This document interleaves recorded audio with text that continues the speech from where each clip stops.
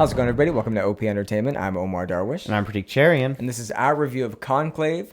We're going to go spoiler-free. We had a bit of a discussion before filming this because this movie has a lot to say. Yeah, there's a lot here. Before we dig into it a little bit, do you want to give a brief synopsis of what the movie's about? Because I don't know that the trailer's really. I don't know if the when I was trying to tell people what movie I was seeing, I don't know that it's actually sunk in.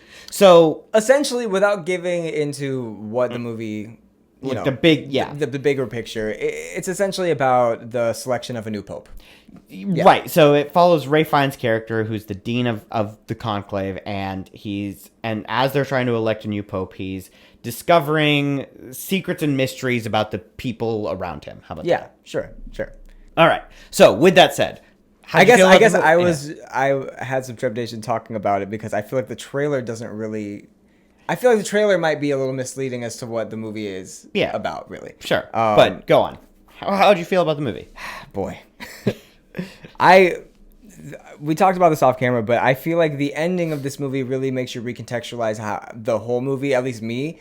And so I thought I felt a way about the movie, and then now I'm every moment since, I'm starting to realize I don't know if I feel that way. So without being more confusing, Ray Fiennes was great in it. The performances are great in it. There's some sound stuff in here that's really well done. Like I don't know if you noticed, but when two characters are having a conversation and they really want you to focus in on the conversation, everything will just go quiet. Did you notice that? Yeah. It was it was like noise cancellation being turned on. That was cool. Some great shots in this movie, and I thought that the story was interesting and the story unfolded in a really cool way.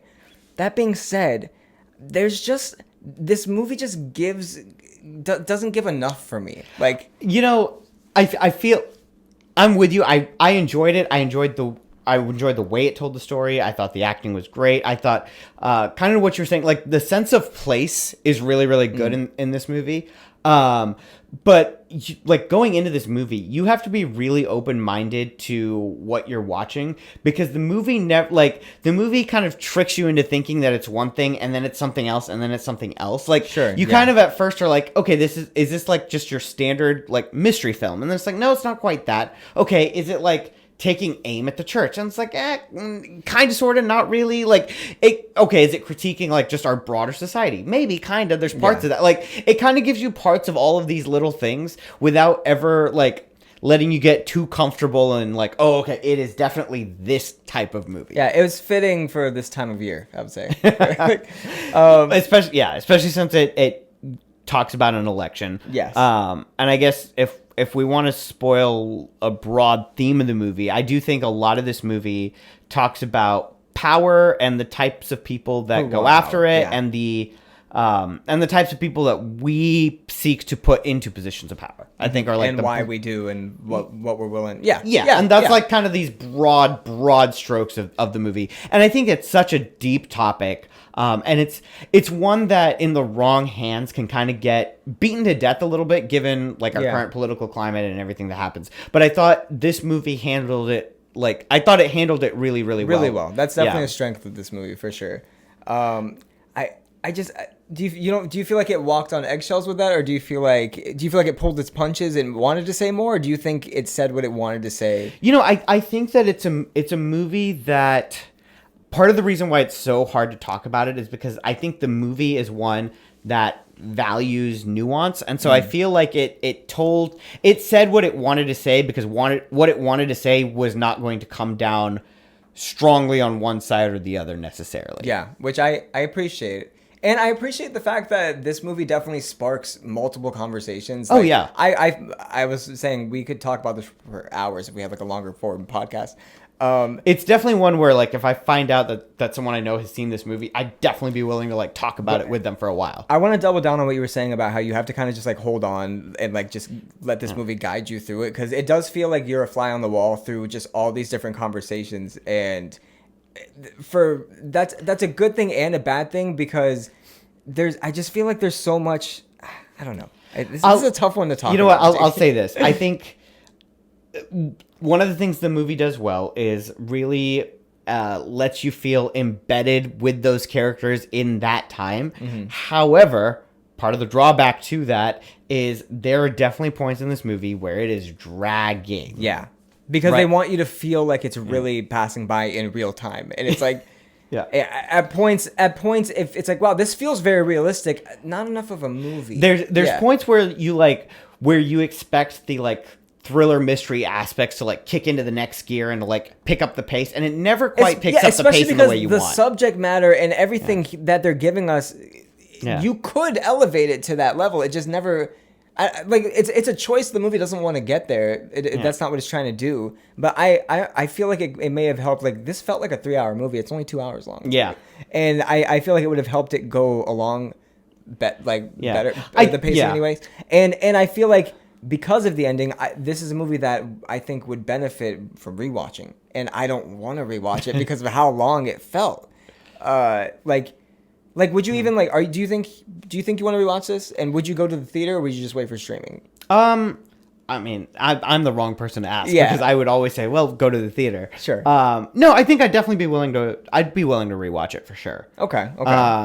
I thinking about it, I think it's almost one that is best experienced in the theater, because if I was watching this at home, I'd be way too tempted to like jump into my phone. Oh, yeah. And that kind of takes away from the movie For itself. sure. And for the sound, I'm telling you, for the sound alone, the sound design of this movie, it's gonna get. I'm gonna say right now, this movie's gonna win best sound editing and sound design in the Oscars. I'm saying it right now. That's a bold choice. Did you not hear some of the stuff, like the choices in this movie? Anyway, Yeah, it's good. like, other than that, we need to talk about the performances though, right? Sure. Ray Fiennes was incredible. Yeah. Do we think anyone else you want to throw love at? Stanley Tucci was great. Yeah, I just felt that Ray Fiennes' character gave you.